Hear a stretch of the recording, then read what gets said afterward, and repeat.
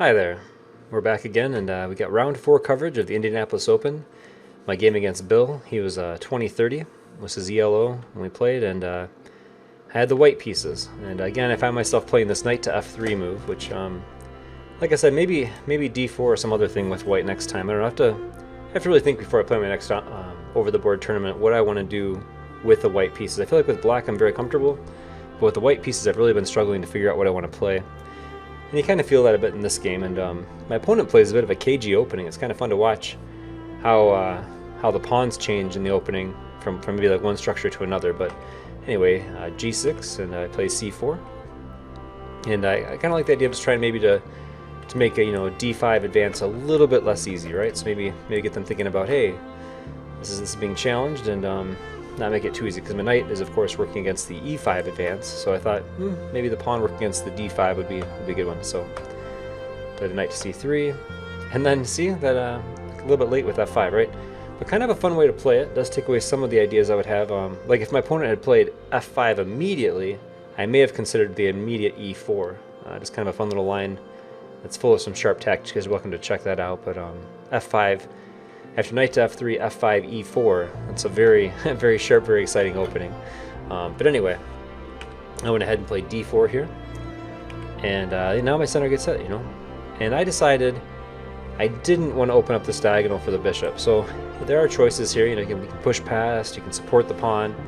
I could have even just played g3, like I've done a lot of my online games, but I played e3. Bishop d2, exchanges happened, and then I just castled, right? His knight came out, and I played d5. And here, after knight to e5, I actually thought for a while in this move. I was like, what do I want to do here? Knight takes knight is probably just fine. I think that was actually maybe the computer's recommendation, and yeah, that was what the computer recommended, was knight takes e5. But I wasn't sure I wanted my opponent to have these two pawns here and here. It just seemed, and both bishops and everything. I was like, I feel like I was more cramped. So I came up with the idea I was going to play the knight into d4 and then into e6. And relatively quickly, I wanted to do this. I didn't want to leave time for black to change things or move around. So once they castle, I went right into that square. And then there was a battle that went on between the two of us, where it was kind of a fight to say, does the pawn on e6 live or not? And a lot of this game revolves around that pawn. The first move that was played, I thought it was a pretty good one here. Rook attacks pawn. So the idea is if I just support with b3, then this bishop gets this really nice long diagonal, right? So, and it's opened up a bit. Actually, it's opened up completely. It's just got knights in the way, right? So I did play b3, but now I'm nervous. Now I'm like, oh man, there's some tactics here. And he played a6, and already I kind of had the feeling like, man, my dark squares are awfully weak.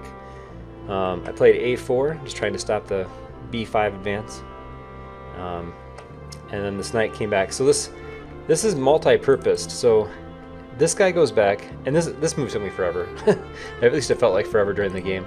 The idea that you can come to c7 and attack my e6 pawn, but additionally, look at this bishop. Look how active it is, and this knight isn't defended, and also my rook isn't defended, and the knight can just go to f3 with check. And this moment in the game, I spent a lot of time here, like a lot of time with this. It caused me a great amount of difficulty, actually. I was like, what do I do here? Like, I don't want the knight to go to c7. I don't want the knight to sack on f3.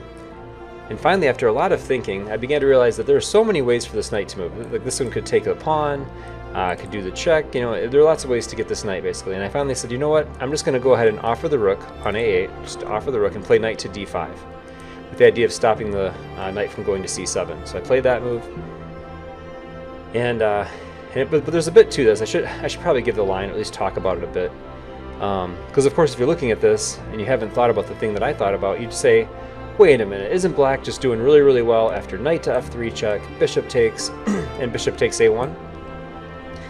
And you might think so, but I actually had an idea here. And if you guys want to pause the video, like I've been telling you guys to do a bit here, and look for what I would have played, I think it's kind of instructional, because my thought was I give the rook, but after my next move, or the series of moves that happens, I felt like my opponent would be a bit tied down, and I thought the fact that they'd be tied down would be enough. Like that tied down nature of their position would be enough to help me have a good game. So why don't you go ahead and just pause it and see if you guys can see what idea I came up with or what I was thinking about had this happened in the game. And I think it's an important line to share because it's so like right there, like just knight checks and then bishop takes rook. Like why not, right? All right, so go ahead and pause it, and then when you guys get back, I'll tell you a little bit more about what we got going on here.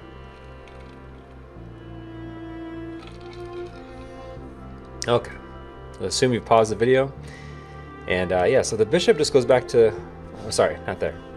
We play bishop to e3, and then the idea is we're going to come into b6. That's where we're headed, and right now we're also attacking the bishop. So the bishop retreats. Let's say it goes back to g7, or could also go here, I guess. But let's say it goes all the way back. Just goes back to g7. Then I would have bishop to b6, and there's two choices. A piece has to go here, either the rook or the knight. Either way, black is going to be a bit tied up, like at least for a moment. So if it's this, the queen still has to move, before it gets released, and then I could always just take and keep, kind of get back to the exchange, I guess, and everything seems like it's pretty fine.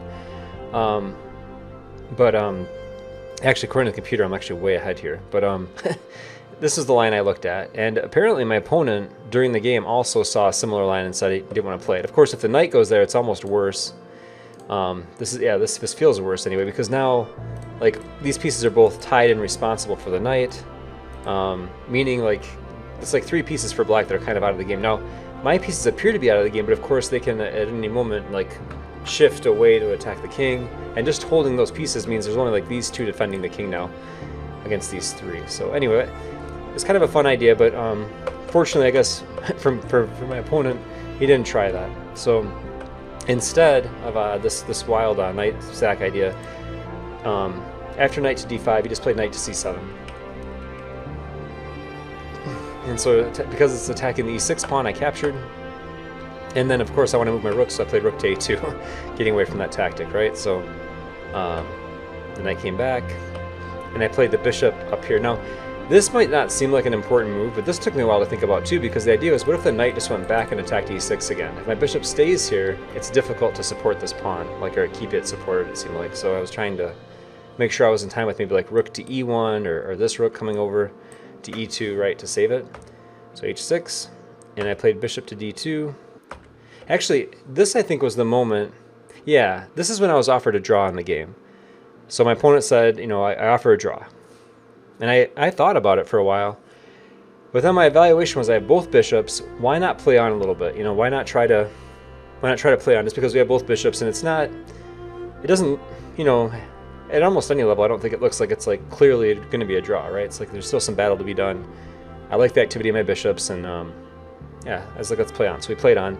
But I gotta say, it's always hard in tournament play when you're offered the draw to keep playing, because so many times, at least for me, when I'm offered a draw and I play on, I remember like when I was a lot younger, it seemed like I would just lose the game, like oftentimes regretting not having accepted the draw offer. So it's a bit of a head game when this stuff happens, when these draw offers happen, because it's like you have the guaranteed like didn't lose the game versus like playing a very tough game of chess and trying to fight on, right? So yeah, so anyway, king went to h7, and then I played this bishop to d5 move, and rook went to b8, and I played this, and then here was, it's interesting because only a few moves later, but my opponent actually made a really big mistake right now. It was unexpected, of course, because he has 2000 ELO, but just maybe missing something. He played this b5 move, and if you guys want to pause the video again, this is another time to kind of look for it, for what I did and why it's troublesome for black. But yeah, it was just one of those things where I think everything had been kind of getting more peaceful since the beginning of the game, when we were kind of more like having these like wild lines going on with these like knight sacks being available and stuff. So maybe both of us kind of getting a little bit tired maybe, or something, I don't know. So I think that might have been part of what happened here, but I think a5 was a safer option for black. And if you guys want to pause it and try to think about what I did here and what you would do, then we'll give you more on that in a minute.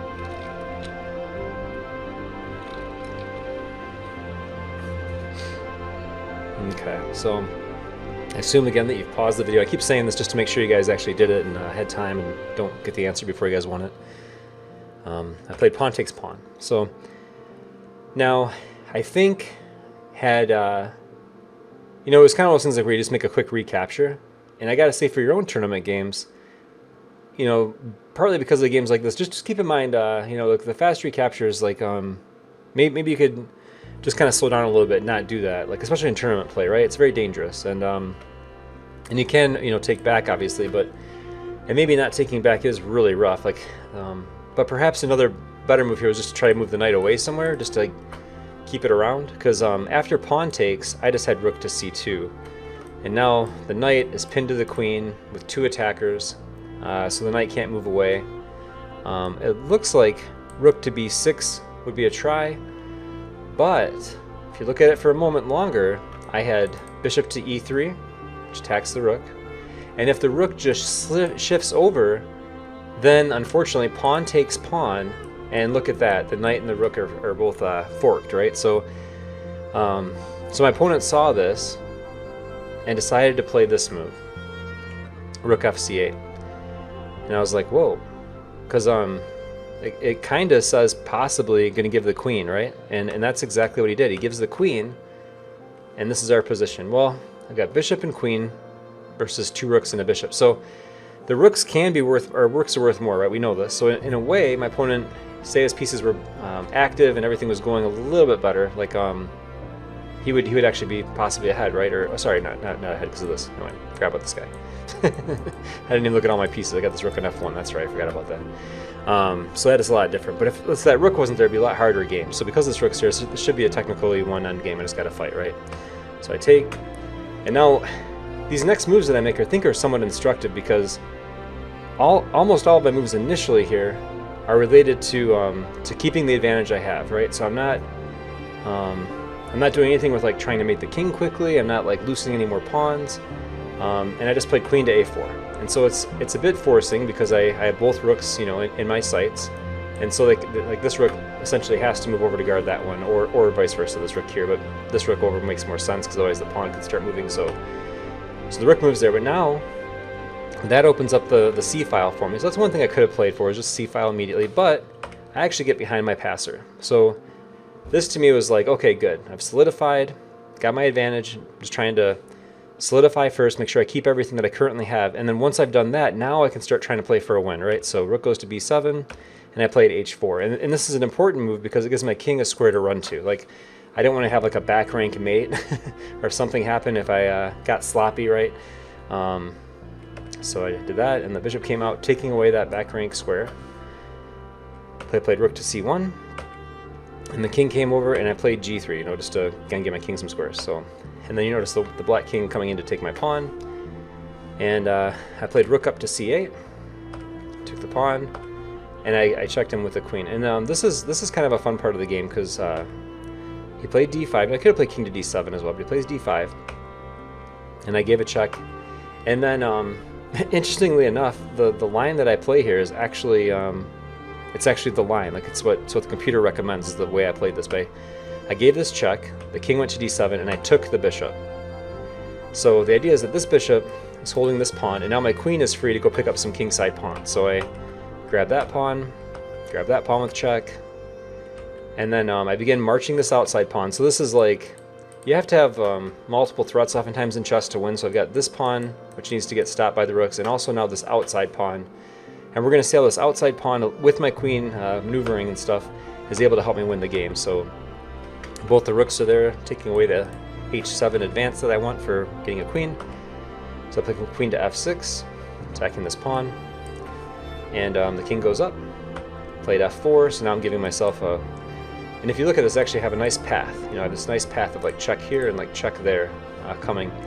So when the rook goes here, I just give those checks. Check, check, and then so the king can't, you know, he might want to go forward, but if he goes forward, he drops the rook. So he's got to go back with the rook. So this is a very forcing line.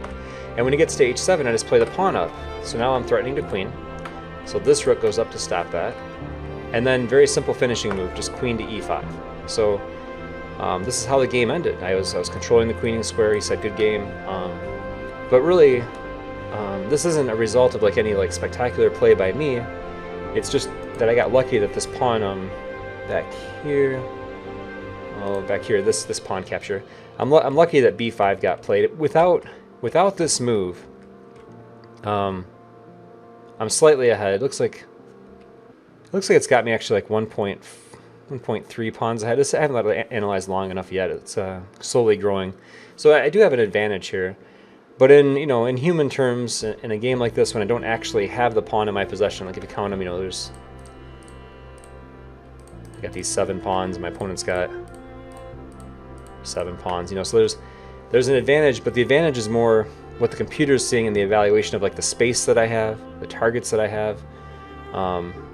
But it's not clear that I would actually win the game, right? So just lucky that b5 move got played. Without that, I'm not sure I have a good path in this game to actually win. I was trying to put pressure on the queen side, but we don't know for sure how that would have gone. But yeah, that was my round 4 game. So at this point in the tournament, I had the draw the first round and then these 3 wins.